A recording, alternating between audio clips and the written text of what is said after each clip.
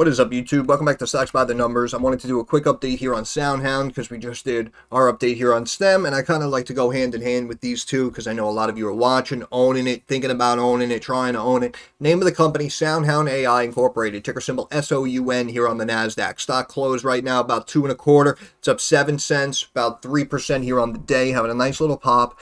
In my opinion, looks like it's trying to really regain this trend line here, probably looking for about 246 perhaps. And if we do have a potential breakout above that, it may potentially meet up with this purple trend line here that I drew out. So you could potentially see 260, 270. But of course, we'll cross that bridge when we get to it. Has to first break above that resistance line. Definitely much easier to react as it is to predict. But that line, just for your notes, connects the bottom here of this candle, December 22nd of 2022, to the bottom of January 10th, 2023. Drew that across, and you can see it does seem to be a key technical line, and obviously it broke and dropped down afterwards, but immediately tried to regain it. And then you can see for a while it was bouncing off, trying to stay there, eventually rejected, and then immediately bounced up and got right back to the line, and it's been fighting ever since. Looked like we had a potential little rising wedge connecting this long-term trend line with this short-term support line that I drew out. Not sure if I actually remember mentioning it in the Discord. May have just been something me personally, myself, I was watching. But as you can see, stock was about 230, and then it dropped down to sub $2. So for all of you who are, just kind of starting out and trying to figure out how to read charts and whatnot, that's why, in my opinion, and like a few other people on YouTube have probably mentioned that I'm sure you've heard before you start investing and trading on your own, you should definitely, learn some analysis, try to do a little charting, learn what, a couple of these fundamental terms mean, what to look for. But specifically, if you're doing quick trading and you want to focus specifically on technical analysis, what you have to do is first, you have to learn and study the patterns to look for, right? And then second, you have to personally put in the time to try to see if you can identify this pattern. So a situation like this, again, we had the trend line coming across. You see it has a support trend line coming up. Looks like a wedge, but either way, we could just say this is a short-term support line. So if it breaks the trend line, then we know it's going to go down first before it goes back up. And that's what I mean. So you see something like this.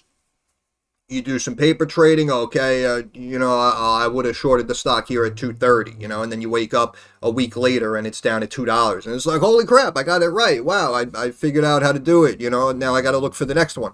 But again, build that consistency, build up the knowledge, build up that success rate.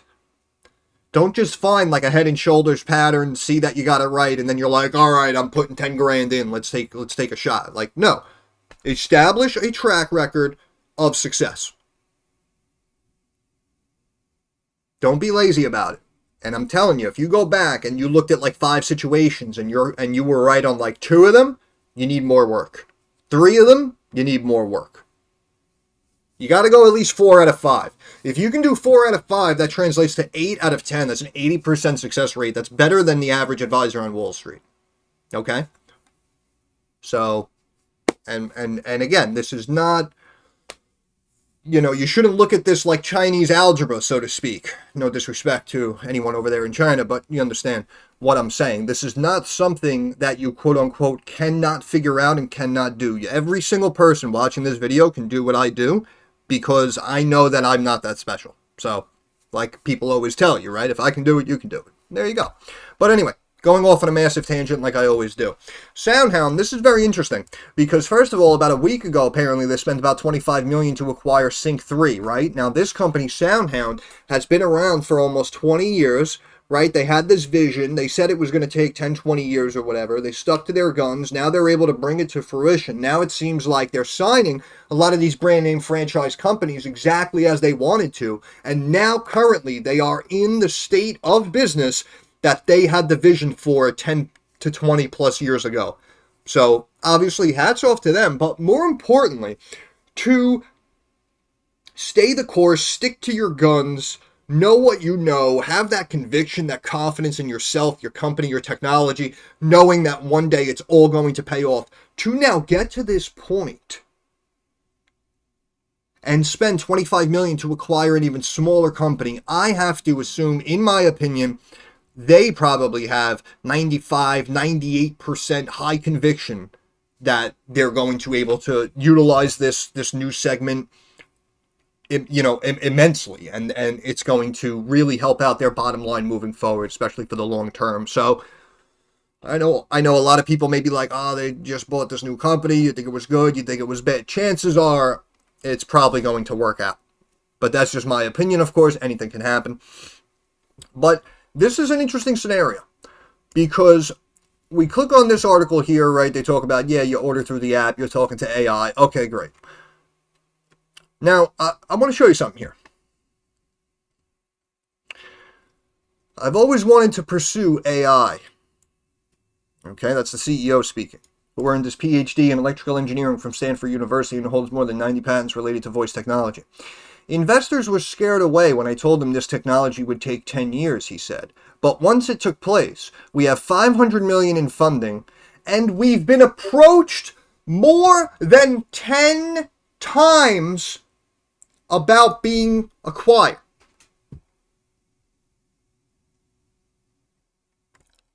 Ten times about being acquired. Now, why would I randomly get excited and start screaming at you through the microphone? Well, it's because of this. This is my video from about 3 weeks ago.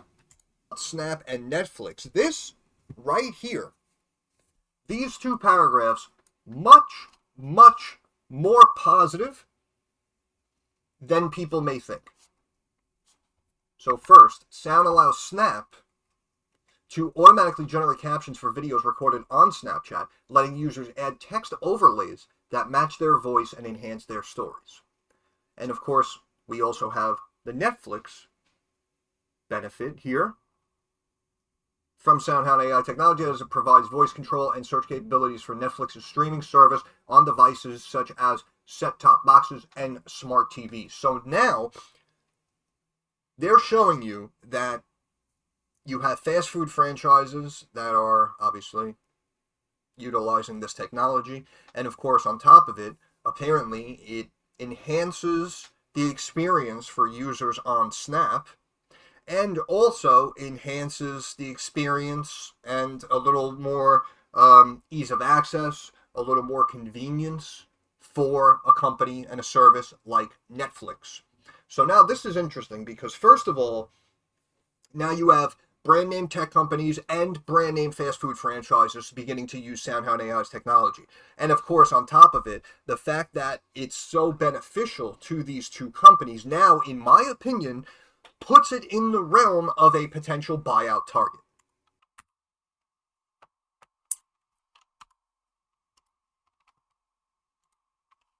What did I tell you?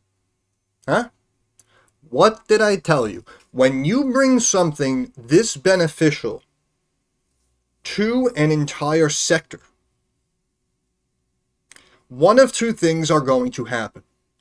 Either A, everyone and their brother is going to be your client and you are going to make an insane amount of money for not only yourself, but your shareholders. Or B, on the flip side, if it is that beneficial for brand name tech companies like Snap, like Netflix already, then in my opinion, if I was behind the steering wheel, if I felt, let's just say hypothetically at Netflix, that I was going to utilize this technology for even the next 2, 3, 5 years, in my opinion, now is the time to step in and place your buyout bid. Because even if you have to chunk up back up to 5+ where the stock went on this initial run here, and you have to give 1.2, 1.4 billion immediately upfront for this company, chances are it's probably going to benefit you that much, if not 10 times that much over the years. And again, you just saw the article yourself that I pulled up again. I'll pull it up again for you. Here when they talk about Chipotle. And we can see investors were scared when I told them technology would take 10 years, but once it took place, we have $500 million in funding, and we've been approached more than 10 times about being acquired. Boom goes the dynamite. So, Also, we have that other saying when it comes to investing we used to say back in the day, which I'm sure you guys heard, is buy the rumor and sell the news. So a situation like this, not only do we have a company that is, slowly financially growing, its revenue, its business, signing new clients, okay, fine. But also, on the flip side, we have a potential buyout bid that could be coming down the road, which means that literally at any moment, the stock could jump up to like $5, $6 on news of a larger tech stock stepping in and acquiring SoundHound. So, even if you don't agree with the company fundamentally, this now becomes a speculative situation that you can have on your watch list, utilizing that expression of buying the rumor and selling the news. But of course, if you're strictly doing it for that, I just want everyone to understand the risks involved, right? Because we spoke about the stock, it looked good at 2, and then it dropped down and, hit like 1.5, and everyone was like, what's going on? What's going on? So you guys have to understand, like I always say, when you're dealing with these newer, smaller stocks, you have to deal with short-term volatility and, look for long-term growth. But here, I will say that SoundHound has actually been looking good since, about 3 or 4 weeks ago since we looked at it, was about back here, and we can see we had this run up here. We were chilling at the top Bollinger Band. Now we kind of like calmed down and started to pull back, and you can see it resisted at the mid Bollinger Band, but obviously the sellers won. However, really good indicator there that it bounced right off of that 50-day moving average of about 195 and then chunked up nicely. However, of course, markets have been tearing for the last day and a half, so a little hard to determine if it was a true justified bounce off the moving average or if it was just buying, momentum and volume coming into the stock. However, based on this news, based on this recent move, not news, it does look like the MACD is potentially about to cross to the upside. However, this candle does kind of scare me because if you look it up, it may be viewed as a potential indicator of reversal. So we could potentially start selling off again, back down towards $2.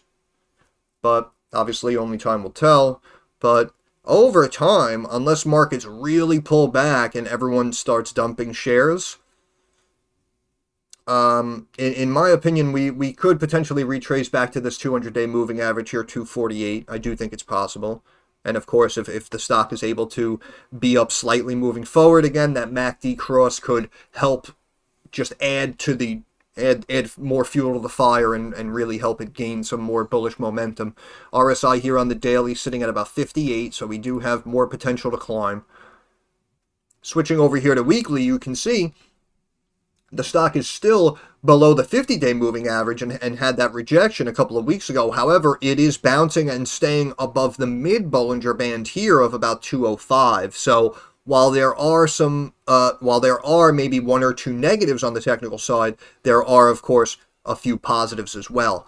And you can see, again, the MACD crossed here just about when we looked at it back mid-November here on the weekly. The MACD is crossed to the upside, seems to be slowly climbing, and it looks like the stock is just kind of consolidating and just kind of dropping down into this channel. And again, we can see on the weekly now, the 50-day moving average is 248. Switching back to the daily, 200-day moving average of 248. So in my opinion, I do think it's going to get to that point. However, again, in the next day or two, we could potentially have a little drop down, a little sell-off, a little hesitation, and then we could potentially take that next leg higher. But I'm hoping you guys kind of heard what I was playing from that previous video. Again, if it doesn't sound good, I'm going to hear it after this, but either way, I'm going to upload the video anyway, because I'm not just going to keep re-recording this video. But if it sounded like crap and you didn't quite get it, obviously I was talking about buyout bids, and just to let you know, if you want to go to the channel and look at previous videos, that is the update to SoundHound with the thumbnail of Krispy Kreme, and who else was it? Jersey Mike's, that I believe I posted around 3 weeks ago. If you're looking for that reference point, I started playing the video at 4:40. No, excuse me. Yeah, it was about 4:40 to about 6 minutes. Was that little segment there. But I'm sure A lot of people may have clicked off this video by now already, so you probably didn't even hear me say that. So you're probably going to ask me in the comments section, which is fine. I guess I can just tell you guys in the comments section. But that's pretty much it. So I'm going to end it there. So once again, Stocks by the Numbers. I want to thank you guys for stopping by. If you have any questions, comments, or concerns, let me know in the comments section. I'm usually very quick to reply. If you like the video, thumbs up, algorithm, right? Helps me get more eyes on the channel. And of course, subscribe to the channel. That is our handshake agreement. That is how you help me help you. But more importantly, moving forward, like I always say, I understand that markets are rocky and volatile and very uncertain. So I want to wish all of you success. I hope everyone makes a couple of dollars. Thank you for stopping by, and I want you all to have a good day.